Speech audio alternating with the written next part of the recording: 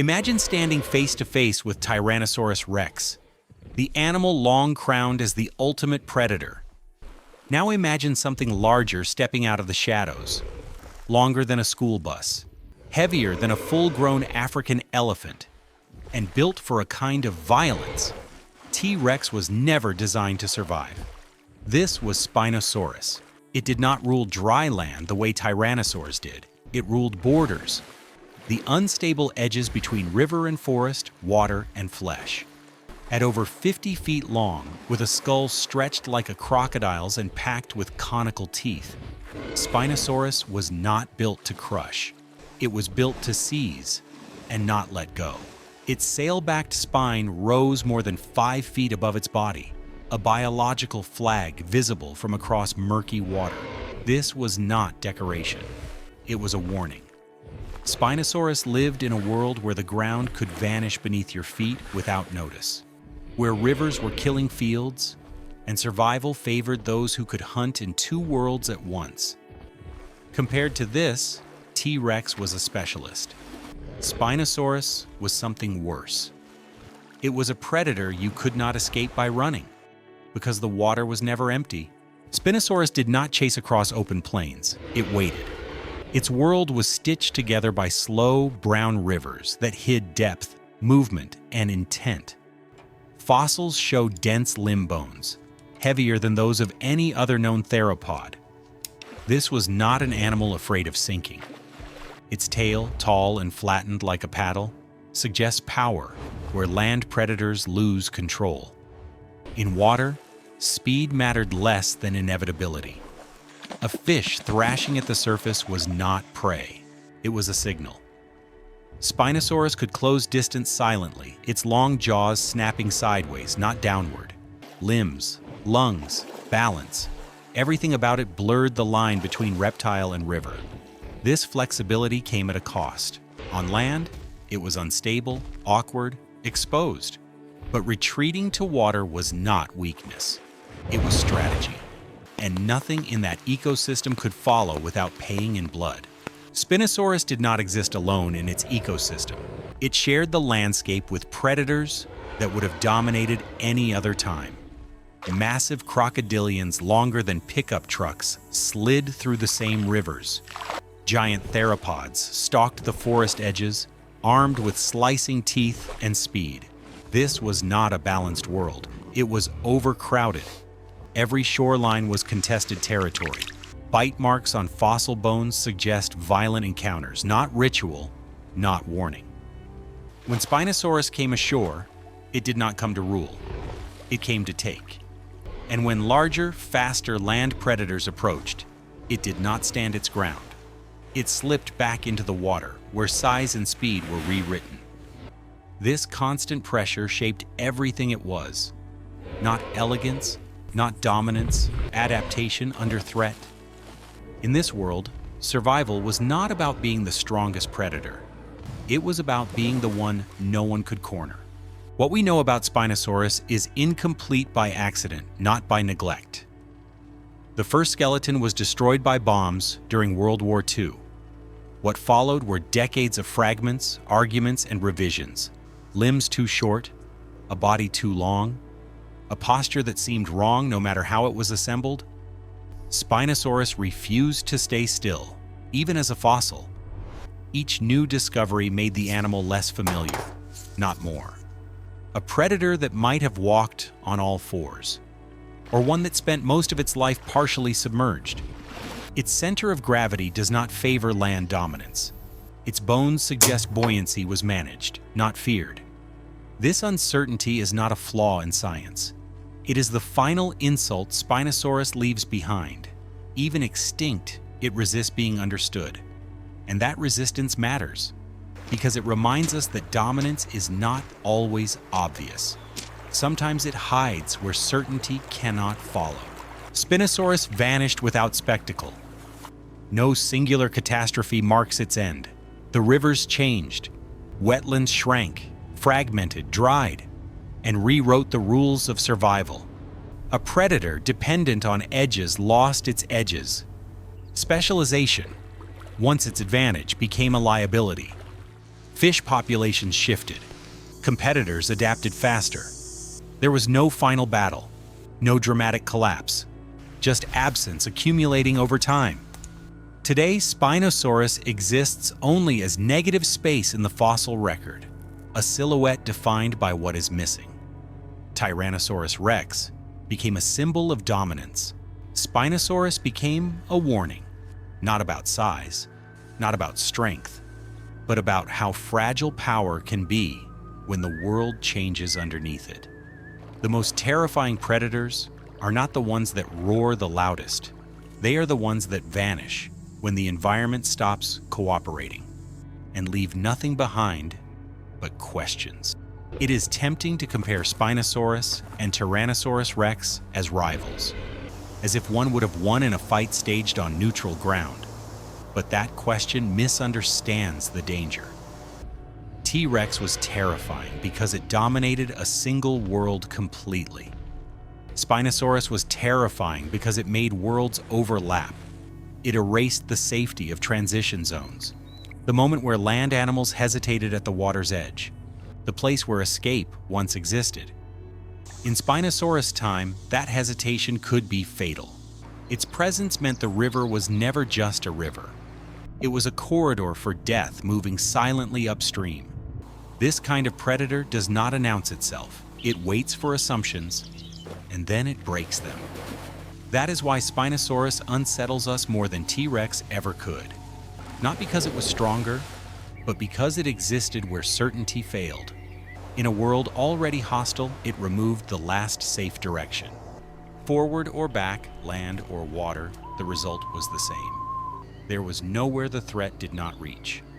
The world Spinosaurus inhabited no longer exists, not because it was destroyed in a single moment, but because it slowly became unrecognizable.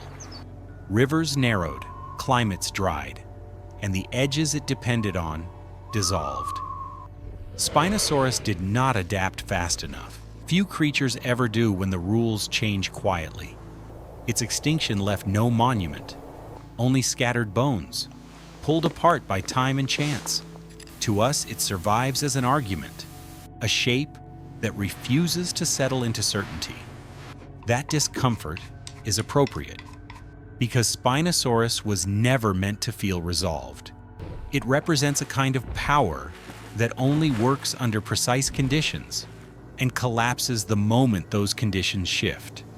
Today we stand far from those ancient rivers, but the lesson remains uncomfortable. The most dangerous worlds are not the ones filled with monsters. They are the ones that seem familiar until they aren't. Spinosaurus did not disappear suddenly. It faded as the world quietly withdrew its permission to exist. And that is why it still unsettles us. Spinosaurus forces an uncomfortable redefinition of what apex predator means. It was not at the top because nothing challenged it. It was there because the environment itself did the killing. Floods erased tracks. Murky water erased sight. Soft ground erased speed. Spinosaurus did not overpower the landscape. It aligned with it. That alignment made it lethal and fragile. When the rivers shifted, Spinosaurus did not lose territory. It lost relevance. Predators built for certainty survived elsewhere. Predators built for edges had nowhere to go. This is why Spinosaurus feels more disturbing than T-Rex. Its power depended on a world staying unstable.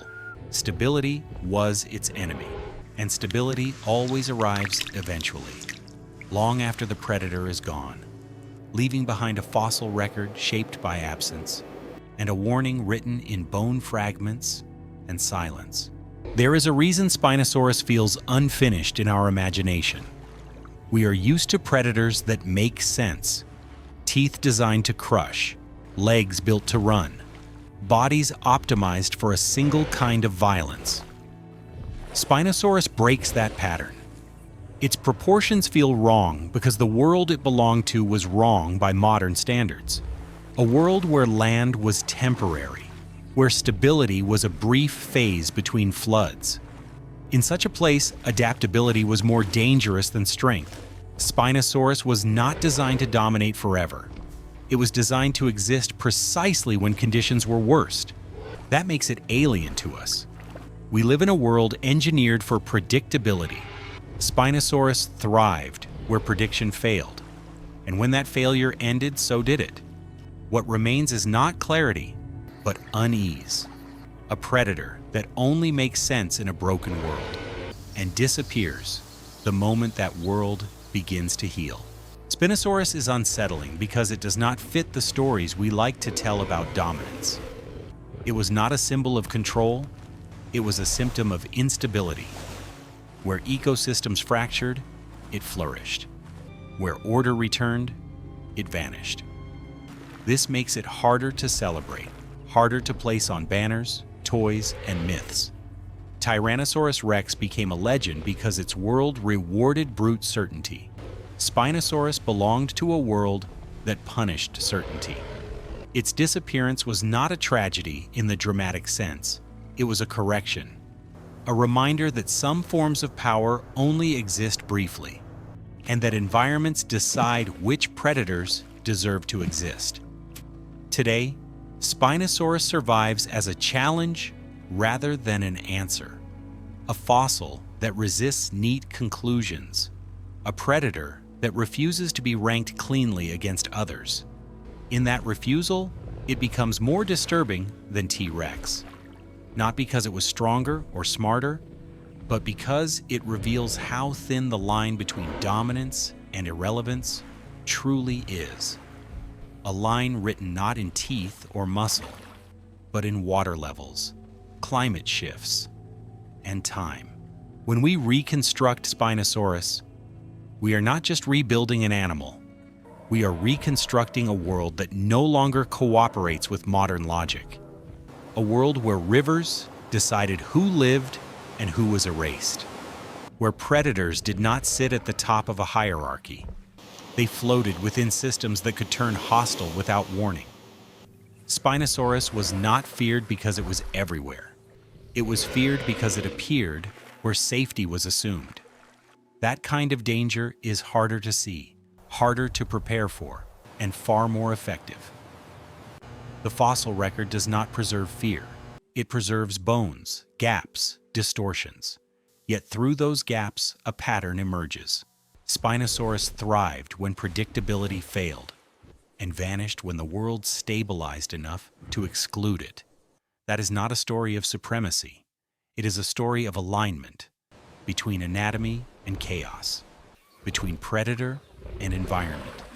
And when that alignment broke, so did the animal, quietly, without drama, without witnesses. Spinosaurus leaves us with an uncomfortable comparison, not between predators, but between eras. Its world rewarded instability, fluctuation, and constant disruption. Ours pretends those conditions are temporary. Spinosaurus thrived when environments shifted faster than bodies could specialize. It disappeared when change slowed just enough to lock it out. That pattern is not ancient. It is repeating. Species that rely on narrow conditions rise quickly and collapse just as quietly. Spinosaurus does not frighten us because it could kill us. It frightens us because it exposes how conditional survival really is. Strength did not save it. Size did not save it. Intelligence, if it had it, did not save it. Only alignment did. And alignment never lasts. That is the final discomfort Spinosaurus leaves behind. Not a monster defeated, but a reminder erased of how quickly a world can stop allowing something to exist, without noise, without warning, and without caring what once ruled its edges. In popular memory, extinction is loud. Meteors, fire, skies collapsing in spectacle. Spinosaurus does not belong to that narrative. Its end was quieter and therefore more dangerous to understand. The habitat it depended on thinned year by year. Rivers became narrower, less forgiving. Floodplains hardened into land that no longer fed ambiguity. Spinosaurus did not fail to compete. It failed to belong.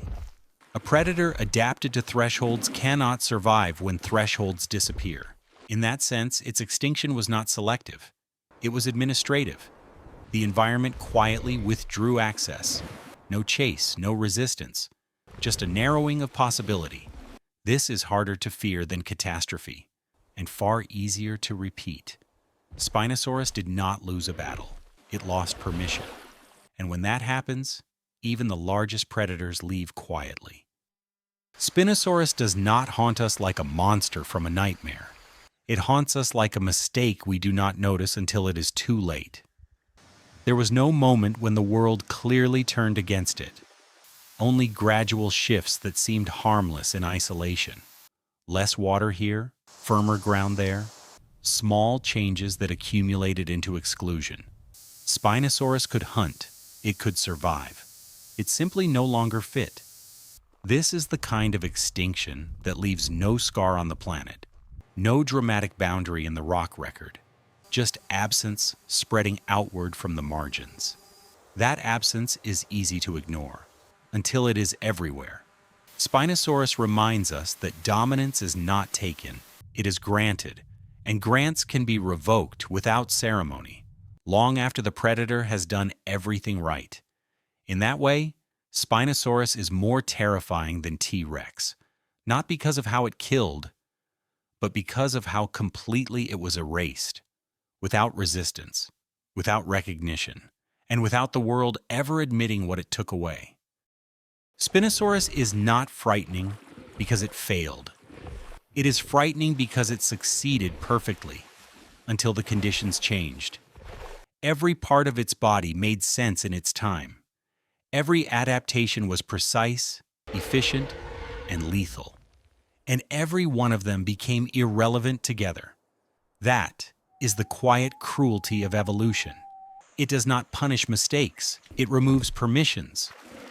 Spinosaurus did not leave behind descendants to soften its absence.